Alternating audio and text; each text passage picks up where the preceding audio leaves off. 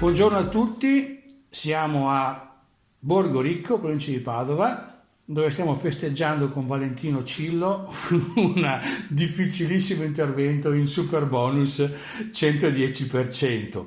Abbiamo installato un impianto da 8 kW con moduli Hyundai, abbiamo installato una batteria d'accumulo della Huawei pari a 30 kW, una casa che è diventata tutta elettrica grazie a una pompa di calore della Daikin modello Alterma, e per finire, per la prossima macchina elettrica di Valentino c'è anche la wallbox della Tesla di ricarica. La casa di Valentino è in una zona vincolata a bene ambientale, la famosa zona del Carticolato Romano, giusto? Esatto. Ecco.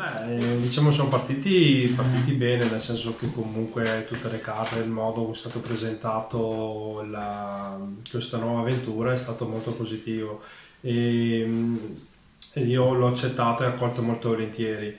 Le disavventure, chiamiamole così, o comunque rallentamenti, sono state dovute un po' soprattutto dal Carticolato Romano, che praticamente Borgo Ricco fa parte di questa zona, e quindi abbiamo dovuto comunque far chiedere domanda al comune. Il comune ha fatto domanda a Venezia per le belle arti e quindi è andato un po' a rilento. Siamo riusciti alla fine, con buona volontà anche di Roberto e di Bioenergia, di riuscire a trovare una sistemazione migliore per farci approvare definitivamente poi il progetto del comune. Adesso la casa è funzionante, l'impianto è funzionante, l'app si legge bene? Funzionante, si legge bene, si capisce molto bene quello che i pannelli fotovoltaici producono, cosa viene usato dalla casa, cosa è accumulato dalle batterie e cosa è ceduto in rete. Quant'è che sei in autoconsumo?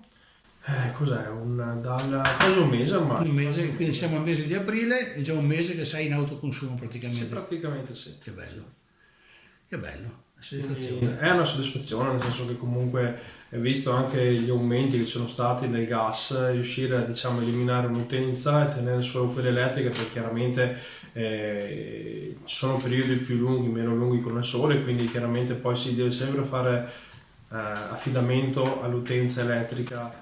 Però anche adesso, anche i scorsi giorni che c'era la pioggia, abbiamo visto che comunque con i 30 kg di batteria in casa siamo riusciti a fare l'autoconsumo un giorno intero. Sì. Anche se pioveva. Sì, quello assolutamente. Bene. Quindi se riusciamo a caricare quelle batterie con un giorno di sole, poi riusciamo anche a gestirci bene la giornata successiva, anche se piove. Appena finito brindiamo, perché veramente è stata un'avventura.